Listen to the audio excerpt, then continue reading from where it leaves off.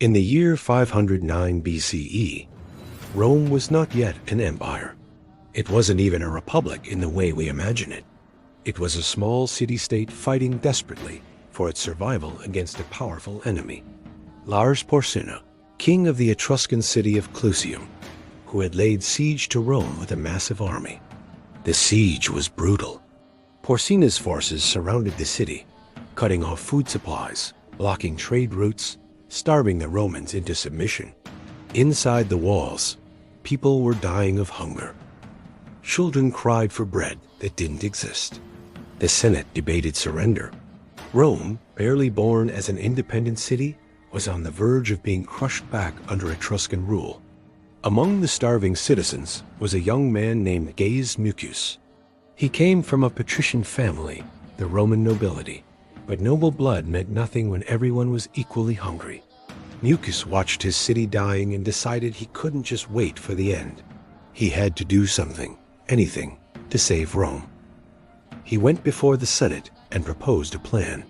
He would sneak out of the city, infiltrate the Etruscan camp, and assassinate Lars Porsena, cut off the head of the snake, and maybe, just maybe, the Etruscan army would fall apart and retreat.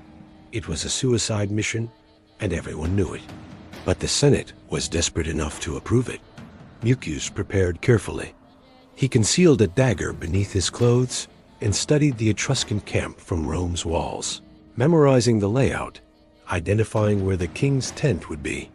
Then, on a dark night, he slipped out of the city. He moved through the siege lines, past Etruscan sentries, using shadows and luck to avoid detection. He reached the camp successfully.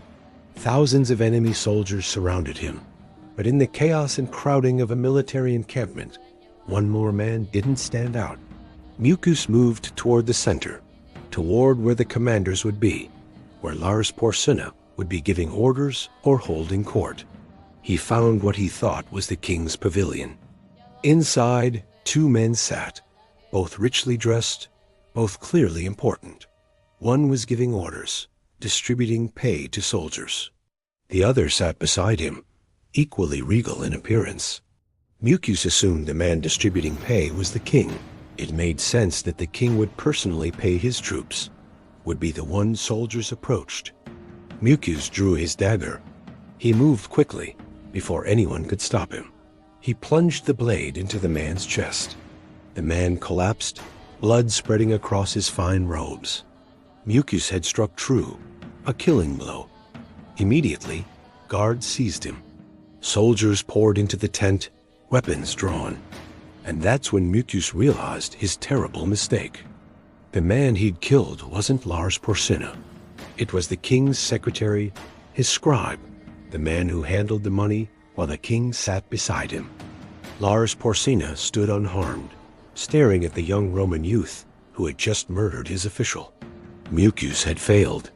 The assassination attempt had accomplished nothing except adding one more corpse to the war's total. The guards dragged Mucius before Porsena for interrogation. The Etruscan king wanted to know who had sent him, how many other assassins were waiting, what Rome was planning. Torture was the standard method for extracting such information, and Mucius knew what was coming. Hot irons, blades, prolonged agony, until he broke and told them everything.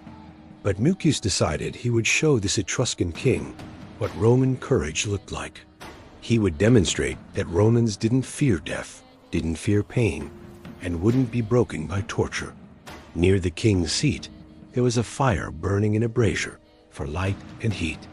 Mucius walked toward it, the guards uncertain whether to stop him.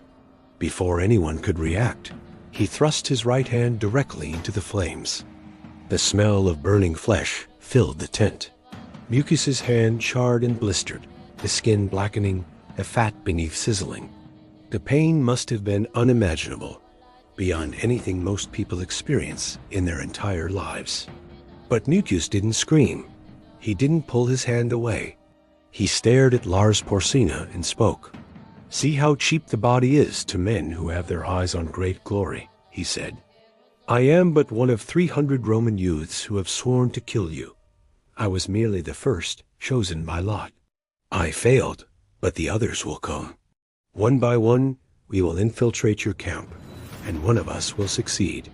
You can kill me, but you cannot stop what's coming. You will never know which servant is an assassin, which guard has sworn to murder you, which messenger carries a hidden blade. 300 of us. We will not stop until you are dead.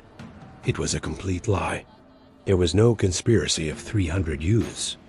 Mucus had acted alone. But Porcina didn't know that, couldn't know that. And as he watched this young Ramang burn his own hand to ash without flinching, he believed it. Mucus held his hand in the flames until it was destroyed, until the flesh was completely ruined and the hand would never function again. Only then did he pull it out, or perhaps he left it there until guards dragged him away. The sources vary. Porcina was shaken. This wasn't normal courage. This was something else, something fanatic. If Rome could produce young men willing to burn their own hands off just to make a point, willing to die in suicide missions 300 times over, then maybe Rome couldn't be conquered. Maybe the cost would be too high. The Etruscan king called for Mucus to be released. He said that Mucus had done more violence to himself than any torture could inflict. He sent the young Ramang back to Rome with honors, treating him as a brave enemy rather than a failed assassin. And then Porcina opened negotiations. The siege didn't end immediately, but it ended. Porcina withdrew his forces. He took hostages and guarantees, extracted some concessions, but he left Rome independent.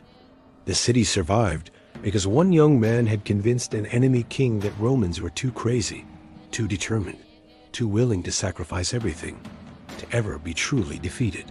Mucus returned to Rome a hero. His ruined hand became a badge of honor. The Senate gave him land on the right bank of the Tiber. More importantly, they gave him a new name. They called him Scaevola, which means left-handed. For the rest of his life, he was known as Gaius Mucus Scaevola, the man who burned his right hand and saved Rome with his left.